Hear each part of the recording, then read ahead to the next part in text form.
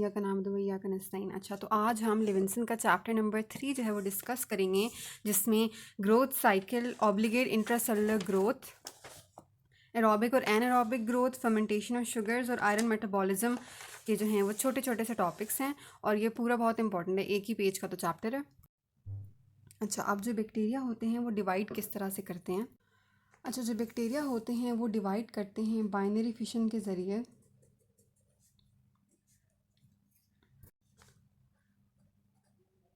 अच्छा, ये बहुत ही सिंपल प्रोसेस होता है जिसमें एक बैक्टीरिया जो है it is divided into 2 bacteria और फिर ये दो जो है वो वी हैव 4 जब each one of these 2 gets divided into further 2 bacteria. तो इसके ज़रिए हमारे पास जो ग्रोथ होती है उसको हम कहते हैं एक्सपोनेंशियल ग्रोथ। अब एक्सपोनेंशियल ग्रोथ में क्या होगा कि हमारे पास हम 2 to the raise to power करेंगे कि अगर फर्स्ट डिवीजन है तो 2 रेज टू पावर 1 होगा, फिर 2 रेज टू पावर 2, फिर 4 और इस तरह से चलता रहेगा, मतलब 1 2 फिर 3 और फिर 4। तो ये हमारे पास जो है एक्सपोनेंशियल ग्रोथ होती है। अब क्या होता है कि ग्रोथ कर्व में हमारे पास 4 सेक्शंस होते हैं। सबसे पहले आता है लैग फेज। इसमें हम देख सकते हैं कि जो एक्स एक्सिस है इस पर हमने टाइम इंटरवल लिया है और वाई एक्सिस पे हमने नंबर ऑफ सेल्स लिए हैं। तो ये है एक स्ट्रेट लाइन। अब ये स्ट्रेट लाइन क्यों है? ये स्ट्रेट लाइन इसलिए है क्योंकि इस पूरे इंटरवल में टाइम जो है सिर्फ वो गुजर रहा है, मतलब एक्स एक्सिस जो है वो आगे की तरफ मूव कर रहा है, वाई एक्सिस कांस्टेंट है, मतलब कि नंबर ऑफ सेल्स जो है वो कांस्टेंट है। मतलब कि ये जो लैग फेज़ है इसमें बैक्टीरिया का नंबर उतना ही रहता है, मतलब in the beginning of lag phase जो बैक्टीरिया हैं वो इक्वल होंगे at the end of lag phase. लेकिन इसमें हो क्या रहा होता है? इसमें हो ये रहा होता है कि बैक्टीरिया जो हैं वो खुद को प्रिपेयर कर रहे होते हैं टू डिवाइड, मतलब कि अपने एंजाइम्स को वो एक्टिवेट कर रहे होते हैं और इसमें मेटाबॉलिक एक्टिविटी जो है वो बहुत ही स्ट्रॉन्ग हो रही होती है, मतलब मेटाबॉलिक पाथवेज जो है वो फुली एक्टिवेटेड होते हैं, मतलब मेटाबॉलिज्म हो रहा होता है, एंजाइम्स एक्टिवेट हो रहे होते हैं और सेल जो है वो डिवाइड करने के लिए पूरे पाथवेज जो है वो प्रिपेयर कर रहा होता है। अब ये जो लैग फेज़ है इसका ड्यूरेशन क्या होता है? इसका ड्यूरेशन होता है from few minutes two hours, ये वेरिएबल होता है। अच्छा, उसके बाद सेकेंड जो फेज़ आता है वो है लॉग फेज़। इसमें हम जैसे कि कर्व को देख सकते हैं कि एक्सपोनेंशियल ग्रोथ हो रही है, ये जो है वो प्रोग्रेसिवली इंक्रीज़ कर रहा है। तो इसलिए हमारे पास ये 2 into 1 2 raised to power 1 2 3 4 के हिसाब से एक्सपोनेंशियल जो है वो ग्रोथ हो रही होती है बैक्टीरिया की। अब इसकी जो पॉइंट्स हैं वो बहुत इंपॉर्टेंट हैं क्योंकि इसमें जो है बैक्टीरिया एक्टिवली डिवाइड कर रहा होता है, तो इसका मतलब है कि पेप्टिडोग्लाइकिन का सिंथेसिस हो रहा होता है एक्टिव।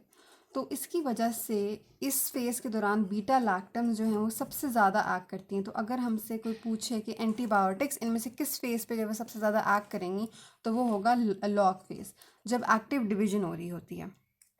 लॉग फेज़ का दूसरा नाम होता है एक्सपोनेंशियल फेज़, भी इसको कहते हैं। ठीक है, लॉग फेज़ में हमने बस 2 बातें याद रखनी है आपने लॉग फेज़ में। सबसे पहली बात ये कि एंटीबायोटिक्स जो है वो इसमें सबसे ज़्यादा इफ़ेक्टिव होती हैं और इसी फेज़ में हम देंगे अगर हमारे पास चॉइस दी जाए। और दूसरी बात ये याद रखनी है कि कॉन्सेप्ट ऑफ जनरेशन टाइम।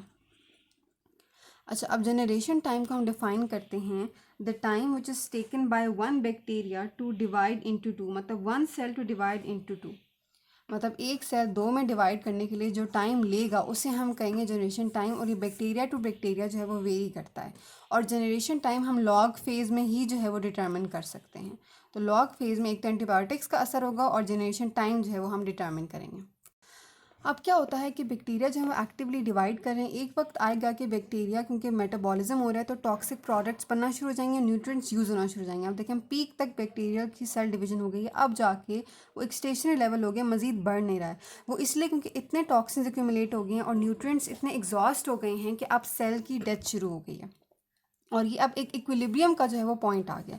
मतलब यहाँ पर ये हो रहा है कि जितने सेल्स जो है वो डिवाइड कर रहे हैं और ग्रो कर रहे हैं उतने ही सेल्स की डेथ हो रही है, मतलब कि growth is equal to death, मतलब एक स्टेशनरी फेज आ गया। क्यों आ रहा है? क्योंकि अब यहाँ पे हमारे पास टॉक्सिन्स एक्यूमुलेट हो रही हैं और जो न्यूट्रिएंट्स हैं वो इस्तेमाल हो गए हैं सारे।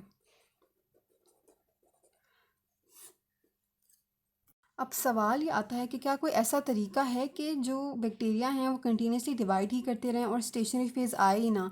ये तो हमारे पास एक नेचुरल कर्व है ना जो होता है, लेकिन अगर हम इसके साथ इंटरफेयर करें और हम कोई ऐसा काम करें कि ये जितने भी टॉक्सिन्स हैं इनको हम कॉन्स्टेंटली रिमूव करते रहें और ये जितने भी न्यूट्रिएंट्स हैं इनको हम कॉन्स्टेंटली इंक्रीज़ करते रहें, तो क्या कभी सेल डेथ इतनी होगी कि वो ग्रोथ के बराबर हो? नहीं, तो हमेशा लॉग फेज जो वो कंटिन्यू करता रहेगा। तो जब हमने बैक्टीरिया की आर्टिफिशियल ग्रोथ करवानी होती है तो हमें ज़्यादा नंबर ऑफ बैक्टीरिया चाहिए, तो इसके लिए हम चाहते हैं कि ये जो ग्राफ का लॉग फेज सबसे ज़्यादा हो। तो उसके लिए हम क्या करते हैं कि स्टेशनरी फेज को डिले कर देते हैं, और वो करने के लिए हमें टॉक्सिन्स को कॉन्स्टेंटली हम बाहर निकालते रहते हैं और न्यूट्रिएंट्स को कॉन्स्टेंटली हम ऐड करते रहते हैं।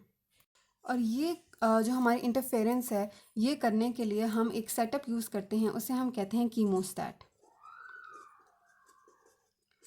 ठीक है, तो अगर हम कीमोस्टैट का इस्तेमाल करेंगे, ये एक स्पेशल ऑपरेटस होता है और न्यूट्रिएंट्स को, फ्रेश न्यूट्रिएंट्स को कॉन्स्टेंटली ऐड करते रहेंगे और टॉक्सिन्स को कॉन्स्टेंटली रिमूव करते रहेंगे, तो बैक्टीरियल ग्रोथ होती रहेगी और स्टेशनरी फेज जो है वो बहुत बाद में आके अचीव होगा। तो हमें एक अच्छी बैक्टीरियल ग्रोथ मिल जाएगी। मतलब ये एक आर्टिफिशियल इंटरफेरेंस है, नेचुरली तो ज़ाहिर है न्यूट्रिएंट्स खुद से तो ज़्यादा नहीं होते रहेंगे, हम ही ने ऐड करने हैं, टॉक्सिन्स को हम ही ने निकालना है। उसके बाद आ जाती है फाइनल फेज जो कि डेथ फेज।